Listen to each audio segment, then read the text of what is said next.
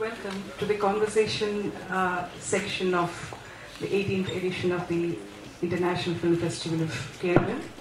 Today it's indeed a rare honor to all of us. We have in our midst somebody who I think the younger generations here would have grown up watching some of her films, some of the popular classics in Malayalam in which the actor has acted. Welcome, Gauthami, to our midst. Thank you very much, Meena. It's a pleasure to be here. Cinema is something that is intensely political, but also radically aesthetic. Straddles so many worlds, so many experiences. And I think today we have somebody very apt as one of the jury members here, because she herself has acted in so many roles and straddles so many spaces as far as Indian cinema is concerned. Born in the Gauthami district in Andhra Pradesh, she has traversed, I think, across spaces, across cultures, across audiences, and come into the hearts of many of us, who are ardent fans of cinema, who are ardent lovers of cinema. Could you tell us something about your experiences of being here? It's an honor for me to be here. And I say that with every sincerity. First of all, because this festival has attained a sterling reputation. I mean, it is acknowledged widely as one of the finest in this region and in its caliber. And I would say I want to thank everybody at the festival, Meena, Mr. Priyadarshana, whoever has given me this opportunity, because I feel very proud to even call them my, fellow jury members. But it's an absolute honor to be there with Mr. Arturo and with Mr. Iffk, and amazing people, and the kind of lives they've lived, the kind of work they've done, and their achievements. It's just amazing to be there with them and share that. They're wonderful people. As an actor who has acted mostly in popular films, what was your experience regarding the films that you watched during the judging sessions?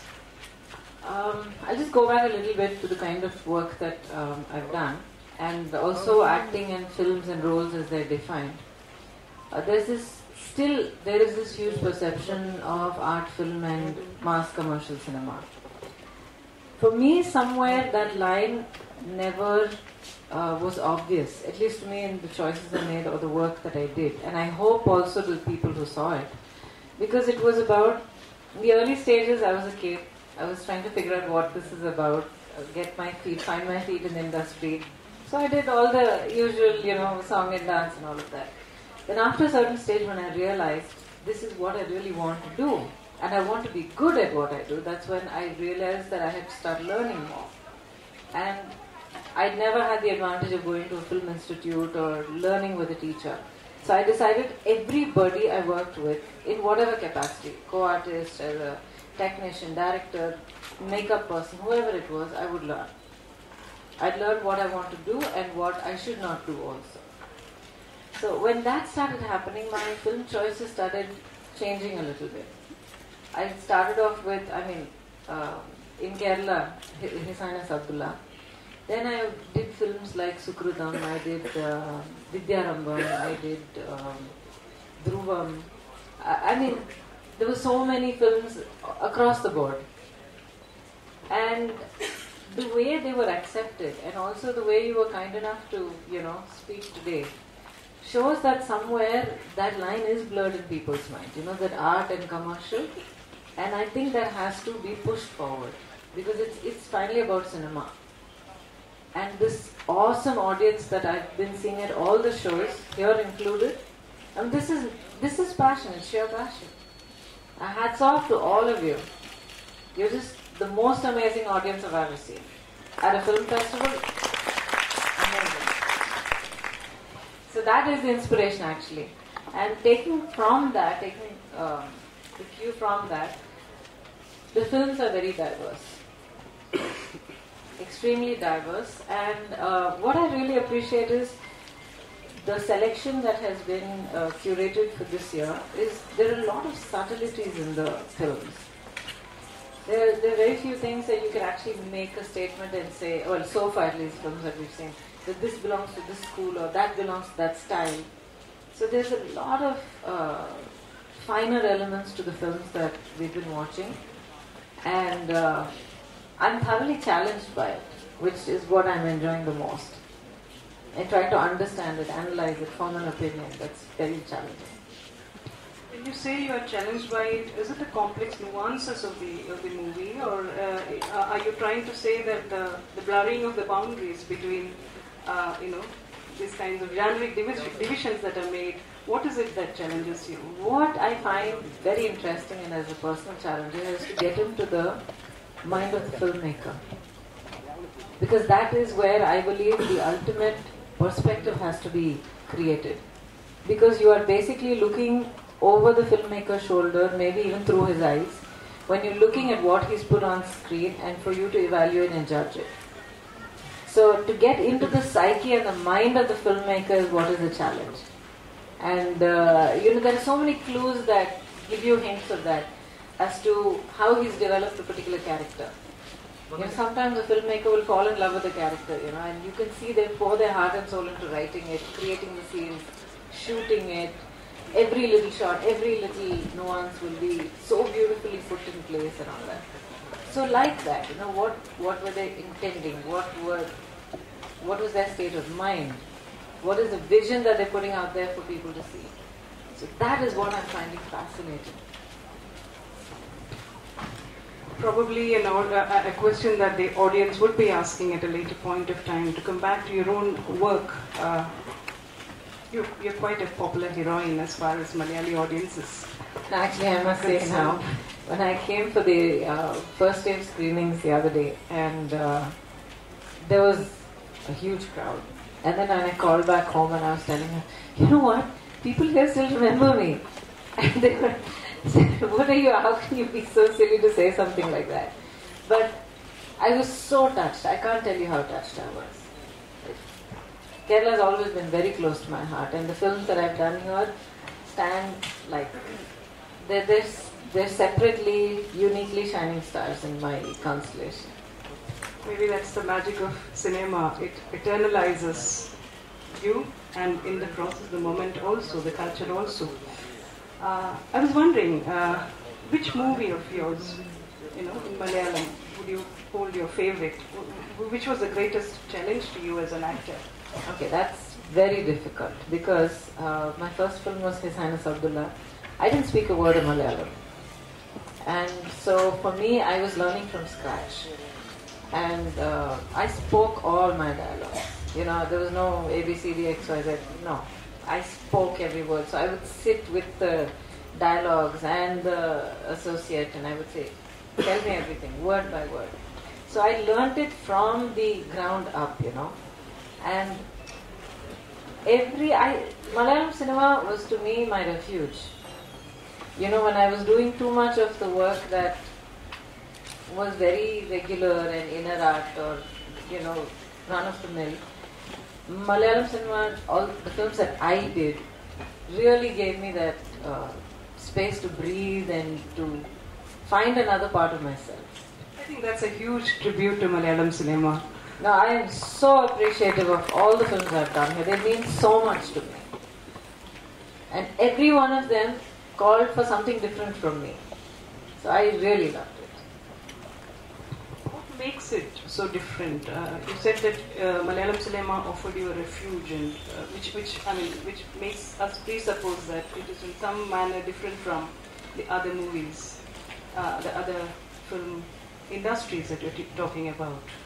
See, I wouldn't, just for the sake of discussion, we'll generalize it. But again, I want to say, not for the sake of diplomacy, but honestly, I'm not saying there aren't films or filmmakers like this in other languages.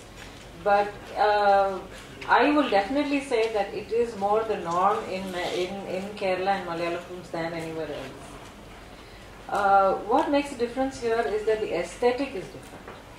The approach to telling a story is different.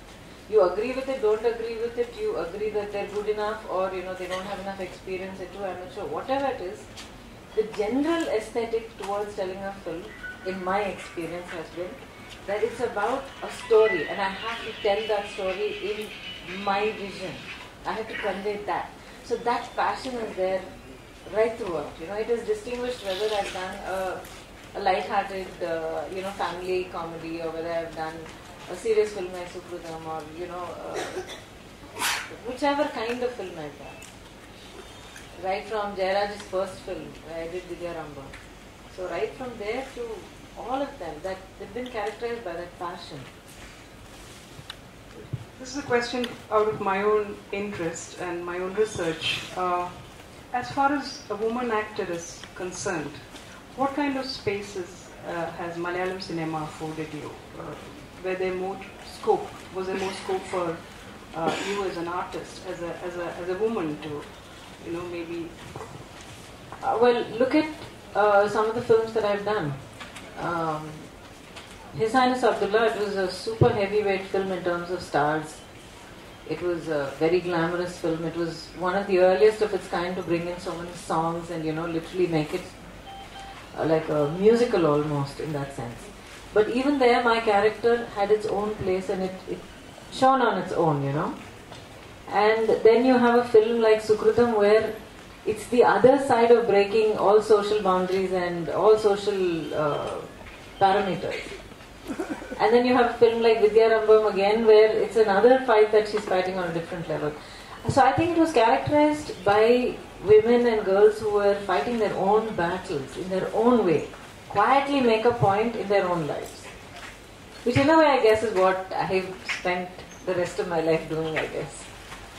Sukrudam came decades ago, right? But even now, I don't think that Malayali society has advanced to that level. The kind of role that you played, it was so unconventional and so much before its time. How did it feel at that time? Meena, I understand what you're saying, but I think all of us have to at some stage be honest enough to admit that life has always been constant. Certain things are portrayed on screen or not portrayed on screen. But I will guarantee you will find any number of people who identify with each one of those characters. Because that's life. That's what happens to us when we're going from day to day to day.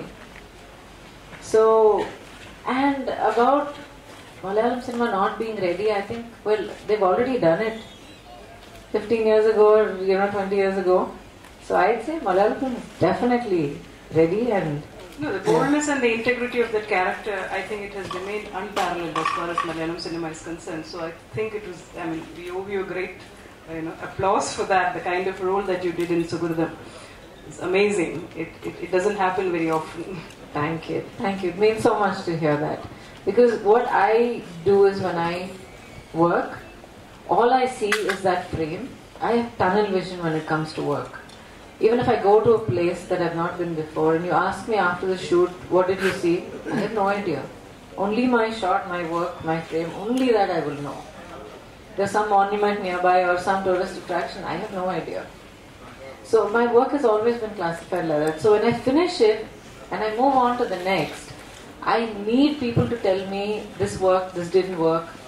People whose opinions are credible to me. So thank you. It means a lot to hear you say that. Thank you. As an actor, as a costume designer of late, as also someone who has graced the mini screen, what is it that you're most at ease with? What do you enjoy doing most? Anything to do with cinema. In front of the screen, behind the screen, as a technician, fetching stuff, I don't care. It has to be something connected with cinema. That's when I seem to come alive. So any job out there, I'll take it if it's connected to cinema.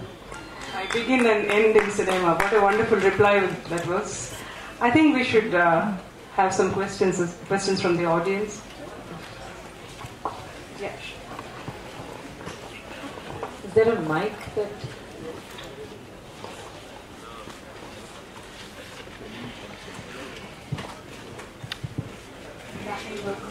Good afternoon. 89 குரு சிஷ்யன்ல எப்படி பார்த்தனோ இன்னைக்கு நீங்க அப்படியே தான் இருக்கீங்க and you started off your first movie with superstar Rajnikant, that itself is an honor. And in your early years of your career, you acted with the perfectionist of perfectionists, Ulaganai and Kamala Hassan, both. And from there, your marriage and post your marriage, what many people, I don't know whether they know or no, I salute personally for the fact that you are a cancer survivor. What was your journey of life from the point you knew that you had this health problem and till now on this stage? What was the journey of life? How you recovered it? How you interacted with UV, Lisa Ray? These are the people who combated the disease. And Kamal sir's best friend Srividya. Probably you must have been associated with her. Please share your experience with us. I'm glad you brought that up. I take every platform possible to talk about cancer awareness. I had cancer when I was diagnosed when I was about 35. I'm 44 now. So as you can see, there is life after the diagnosis. I think one thing that helped a lot was I not tried to be, but I was rational about it. I have an understanding of how illness and disease and health work, and spoke to my doctors, got a clear diagnosis, and I knew that this is something I can fight.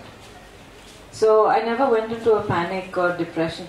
Of course, I mean, there are moments when, it all catches up with you, and sometime in the middle of the night you can't sleep and you think, oh my God, my baby is only 5 years old, what will happen to her if anything happens to me?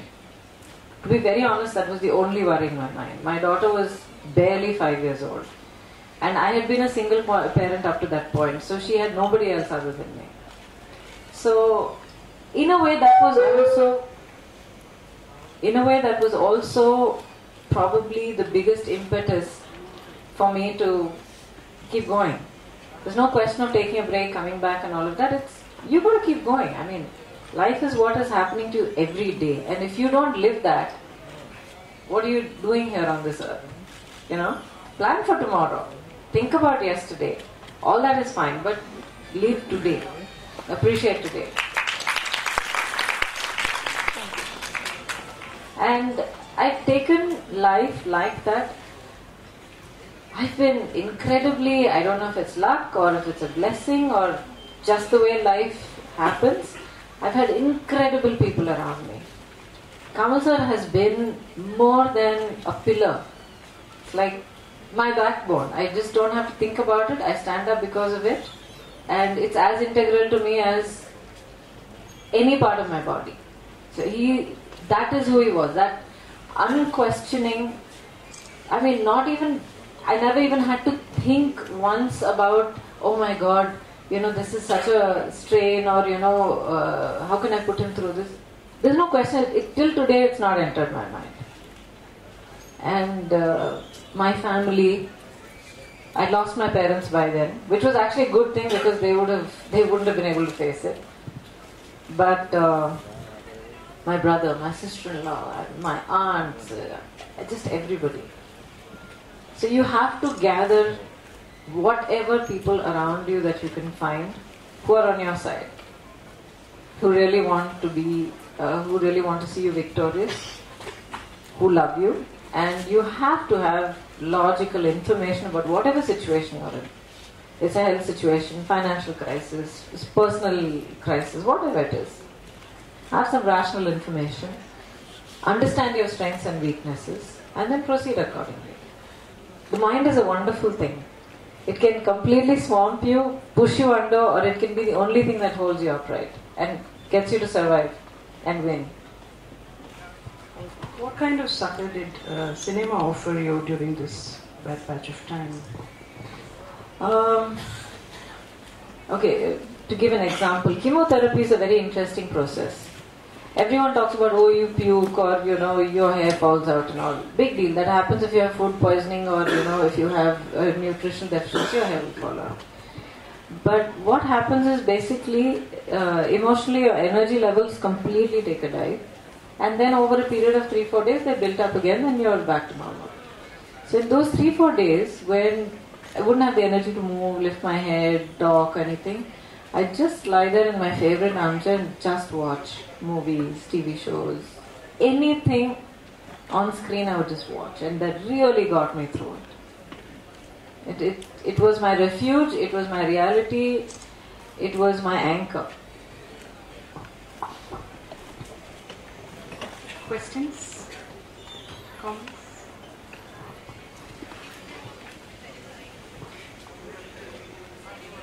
If anyone has any questions, please feel free to ask. What is it you're working on currently, Gauthami? We have just almost wrapped up work on Vishwarupam Part 2, again where I've done the costume work, and starting on the next one. In the meanwhile, I've been working on a few reality shows for television. That's been an interesting experience. It's a whole different universe altogether. I mean, right from the way they work to the kind of content they produce and the contestants interacting with them. So it's been very interesting. And just meeting people, watching my daughter grow up, growing up with her. You know, it's just life. This transition into a costume designer, taking it up as a profession within cinema, when did that happen? Were you always fascinated by it, or was it some kind of an accident? No, it's an opportunity that came to me, and I grabbed it with both hands. So Kamasa one day said, he was planning Dasavataram, and he said, can you handle the costume work for this film? Didn't even think once. I said yes. After that I thought, oh my God, I have to do this. Planned it out, got my team together and did it. What made him ask that question? It must have been some kind of a trust in your... I certainly hope so. And I hope I've been able to keep up that in subsequent films also. Ma'am, when is Vishwarupam 2 releasing? You have to ask producer and director. I'm only technician. It's been an honor to share a platform with you as a jury colleague. So, with your different kind of experiences in life, do you think it's time for you to take up direction?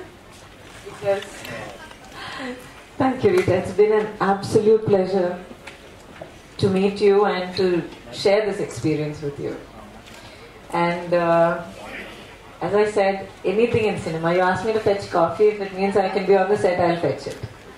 And direction,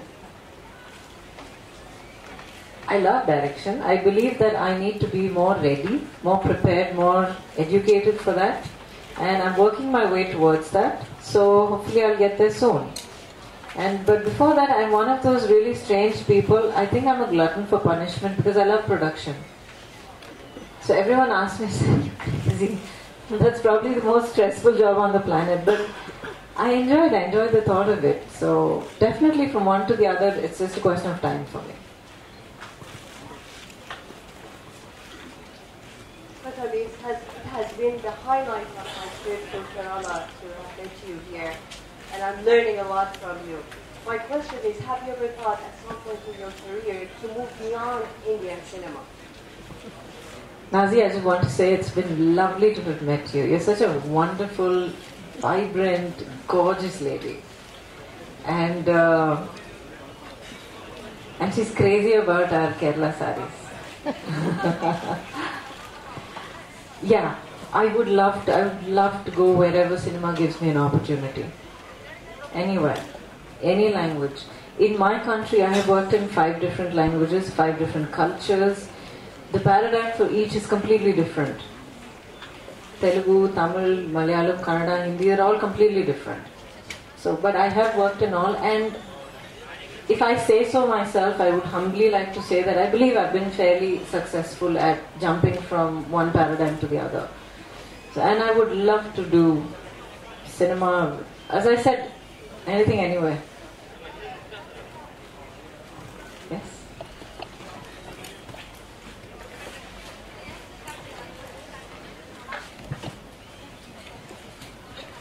Ma'am, you spoke about your transformation as an actor, began as a kid. Then your choices changed after a point of time. You started working in Malayalam. But then you had cancer. You spoke about the chemotherapy that you were underwent. After the chemo, the 4 or 5 days, when your energy levels are down, you sit and watch television.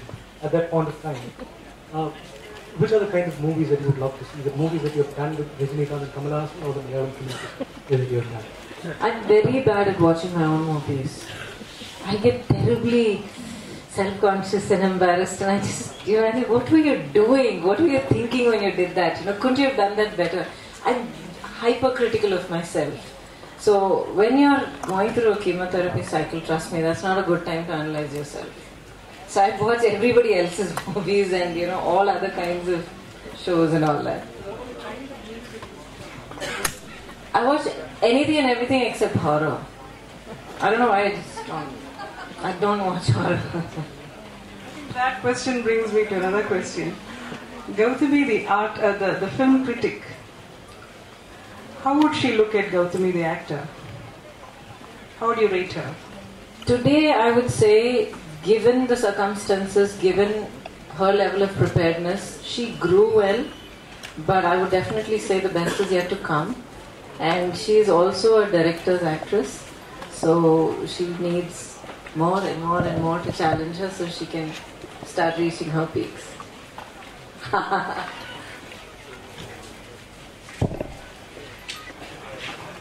Ma'am, at this point of time, what kind of a character do you think that can sort of draw you back into movies? Like, do you have any idea about, the character that you want to be?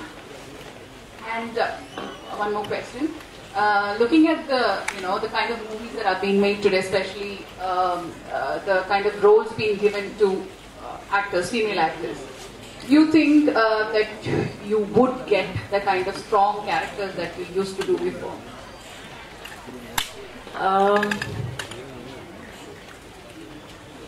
I would like to do any character that is challenging. I know that's a very broad definition, and but the fact is, I can't say it should be a woman who, say, rises against oppression, or a very soft character, or earlier the thing used to be, I want to play a blind person. They used to say that used to be the height of challenging. I've heard many artists give this response. I've never been able to quantify it like that. I've never been able to say that kind of a role or this kind of a role. I know there are people that I want to work with. And I have a long list of that. So I'm just hoping that one day they'll, have the script in their hands and, you know what, only Gauthami can do this role, let's ask her. So when that happens, yeah. And I'm in a good place in my life now to do that, because I have a family that's very supportive. And I have a daughter who's at that age where she was the one a few years ago, she said, you better get back to work. Because I know you love it and you're missing it, and I'm old enough now. You've done your duty by me, so now you go do your thing. So when you have that kind of support, you can go forward with a big smile in your heart. So, challenging roles, it can be the same thing, done again differently, because I know that I will be able to put my stamp on it. Even if it is something that has been made iconic by other actors, I know I'll be able to put my stamp. So, basically, anything, I'm for a challenge. I love to push myself. To act as a blind person, you should ask Kamal sir. He has acted in a movie called Raja Parva. Yes, absolutely brilliant performance. Yes. Who's your favorite actor in Not fair. It won't be fair if I answer that. You all know. But that having been said, there are some wonderful artists, and I will say I would include technicians, directors, cinematographers, art directors, everybody under that tag of artists, because it's creative at the end of the day. And I have been fortunate to work with some really lovely people, and people who have been very generous to share knowledge. There are some people who are very stingy and say, okay, no, I just wake up looking like this and everything. So it's the equivalent of that. No, you do a lot to get yourself together. So when you find a person who is willing to share that knowledge, that's a wonderful thing. And that's one very amazing thing about Kamal sir, actually. He's one of the most generous teachers that I have ever met. If he knows that you're sincere in wanting to learn, there are no holds barred in how much on how well he will teach. Yourself want to play Okay, what the lady asked was, when I talked about production, she asked if I had any particular story ideas or any historical characters or anything that I wanted to portray. I had tons of ideas, but all of my stories are about regular, everyday women. They are my heroes. My mother is my hero. My aunt is my hero. The woman who, who's working to put her kids through school is a hero. I mean, every woman who pushes her boundaries and steps over that line that people tend to draw around, say, okay, that's your limit, you can't go beyond that. Every woman, every girl who pushes that is a hero. And I see a story in all of them, because everybody's story is unique. Everybody laughs for a different thing, everybody cries for a different thing. So those are my stories. I see them everywhere I turn. But if you're asking me specifically, yes, there are actually 2 stories that are very specifically that I'm working on. Hopefully, I'll be able to start working on them. Executing them soon. Female-oriented, yes, because it comes through my eyes and my perspective. But we have to be sympathetic to the other gender also. You can't have one without the other. You can't. So, there are good guys everywhere. That's one of the most brilliant answers I've ever had from a woman actor.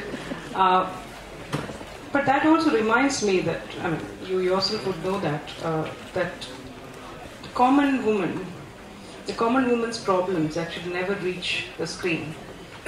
How do you respond to that? Because there are no ordinary women. The women who are striving to go beyond these Lakshmana Rekhas, their stories are most often not portrayed. Your own life included. Yes, I agree with you completely about that. And which is where I believe, this is where all of you can play such a decisive role. One of the most powerful mediums right now is television. These TV serials that run every half hour are some of the most direct kind of programming that anybody can do. And unfortunately, a lot of the content that I see is not representative either of society in our homes, and neither is it aesthetically something that we should perpetuate and set up as a standard, saying, okay, this is the way serials should be made, or this is the way stories should be told. Or that is where the audience really needs to start putting their foot down and saying, no, okay, this is going to be this way, give us something better. Hey, you guys did it with cinema. Movies didn't run. And if the filmmaking paradigm has changed, it's because you guys put your foot down and said, I'm not going to buy that ticket, I'm not going to make this film a hit because I simply don't like the way you made it. This is not right, this is not respectful of my sensibility as an audience member. You're treating me as if I don't have the ability to judge you or to estimate as to what is good or what is not in good taste. Or if it's not of the caliber that is required to respect my intelligence as an audience member. So you really need to start doing that with television. Because trust me, that's the only way the producers will listen. And at the end of the day, no matter how passionate a dream a director has, he has to have that producer with him. So it's in your hands. Ultimately, the spectator should decide. That's what she's saying. Are there any more questions? I think there's a wonderful note to finish this conversation with. You decide on what is to be made, and cinema is ultimately in the hands of the spectator, of audiences. Thank you so much for spending so much time with us, and I think we're all honored by your presence here. Thank you. Thank you so much, Meena. It's been an absolute pleasure. Thank you so much. It's been wonderful to be here with you.